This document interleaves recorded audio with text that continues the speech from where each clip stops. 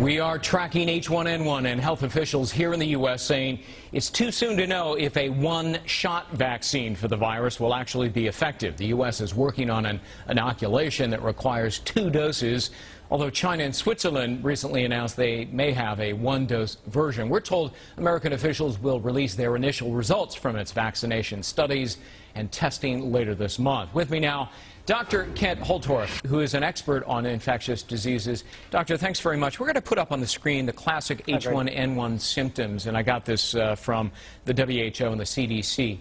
If anybody exhibits these symptoms, what should they do? Should they go to the hospital? Should they see their doctor? What?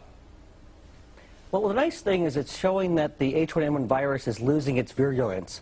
So we saw this as it came through Mexico. It lost its virulence in that the symptoms were much more mild.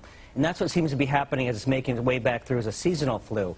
So basically, the recommendation is the same as the seasonal flu. If you have continual fever for more than 3 hours, call your physician. If you have recurrence of fever after it goes away, if you have a high risk, including small children, consider calling your physician. Yeah. If you do have, let's say, a kid turns blue, has blue fingernails, go to the emergency room. But it's really, there's no difference between who to take to the emergency room or to the doctor versus a seasonal versus a swine flu.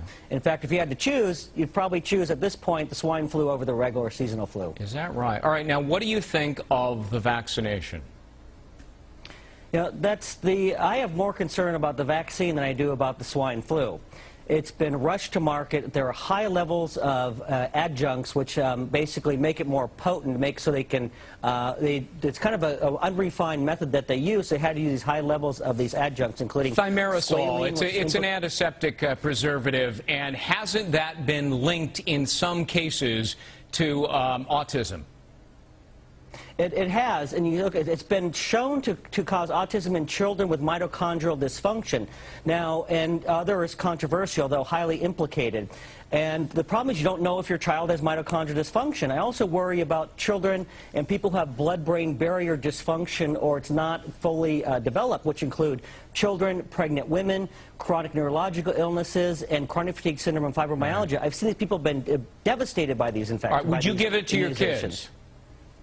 I definitely would not. You would not. All right. And in fairness, I've talked to 3 doctors in 3 days now, and all 3 have said absolutely they would give it to their kids. They intend to give it to their kids. They're going to take it themselves, but you say no.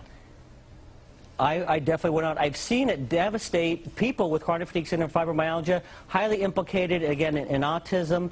I think you're rolling the dice. It's a proven neurotoxin. It has 25,000 times the level of mercury than would be considered toxic if it was a food or water. Right. And levels get up, serum levels up to 100 times the toxic level. It's too big of a risk. All right. Dr. Kent Holtorf, an expert on infectious diseases. That's the other side. We've heard both sides now. Thank you so much.